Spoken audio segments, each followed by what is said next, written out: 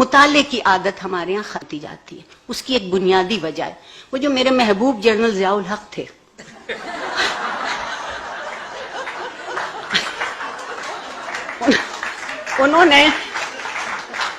انہوں نے اس معاشرے سے چند بری عادتیں چھین لی. مثلا تقریر کا فن چھین لیا، خطبہ رہ گیا.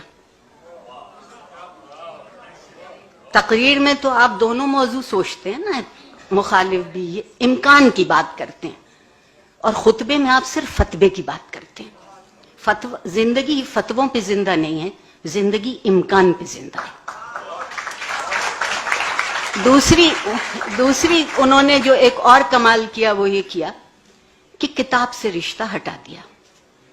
کیونکہ ان کے خیال میں گناہگار ایک ان کی مجلس میں شریک ہوئی اور بزور حکم سرکار بھیجی گئی، اور میں چونکہ اس وقت سگے شکم تھی، سرکار کا نوکر تھی، اس لیے گئی. اور انہوں نے کہا کہ میں استادوں اور شاعروں سے بہت تنگ ہوں. یہ بہت ظالم طبقہ ہے کیونکہ یہ سوچتا بھی ہے اور یہ کہتا بھی ہے.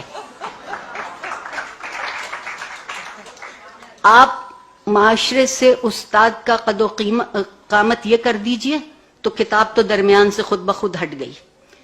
کتاب ختم ہو گئی، بحث باقی رہ گئی. اب بحث باقی ہے، بحث پہ فتویٰ ہے، نہ کتاب ہے نہ اس کا مطالعہ ہے. اور یہ ان سے پہلے ایک اور بھی چیز اس معاشرے میں موجود تھی، وہ ہم میں ایک دوسرے کو سہارنے کی قوت اور ہمت تھی، ایک برداشت کی سکت تھی. اب ہم اس لیے بھی نہیں لکھتے کہ جانے کیا لکھیں اور جانے کیا سمجھا جائے اور جانے کیا کہا جائے اور جانے کیا ہو جائے. اور اب تو جو سلمان تاثیر کے ساتھ ہوا وہ ہونا بہت آسان ہے، اس لیے کہ اب ہم کچھ سوچتے نہیں ہیں.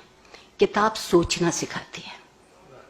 ہم نے بہت آہستہ آہستہ اس معاشرے کو سوچنے سے الگ کیا تاکہ معاشرے کا مادی وجود باقی رہے، معاشرے میں سیاست کا بازار سرگرم رہے، مگر معاشرے کا اخلاقی وجود کم ہوتا چلا جائے.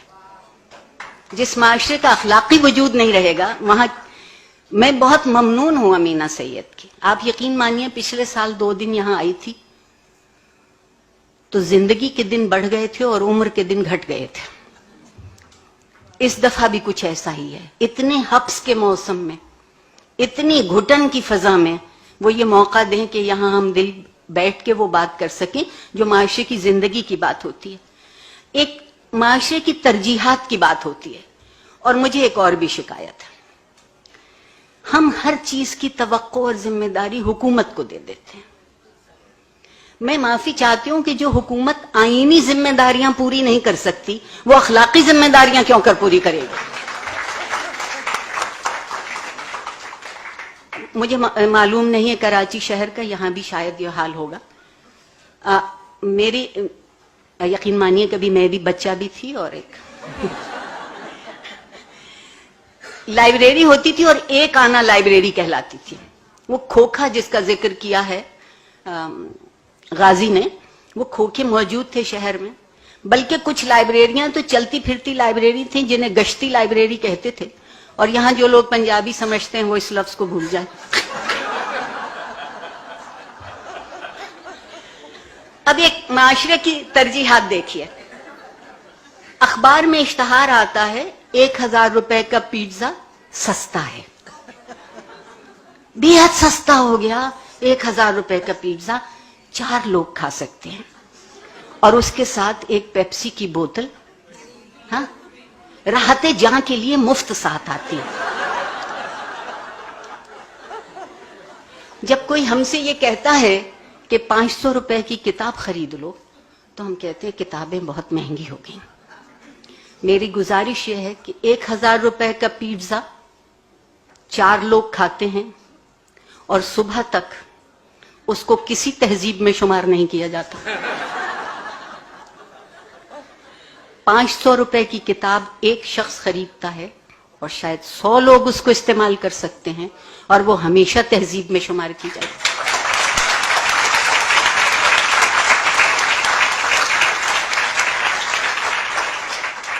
ہم ایک بڑی مدت سے خود فریبی میں مبتلا ہیں. انیپا آپا آپ سے بے حد معذرت کے ساتھ مایوسی نہیں ہے، لیکن کبھی کبھی اپنا چہرہ بھی دیکھ لینا چاہیے.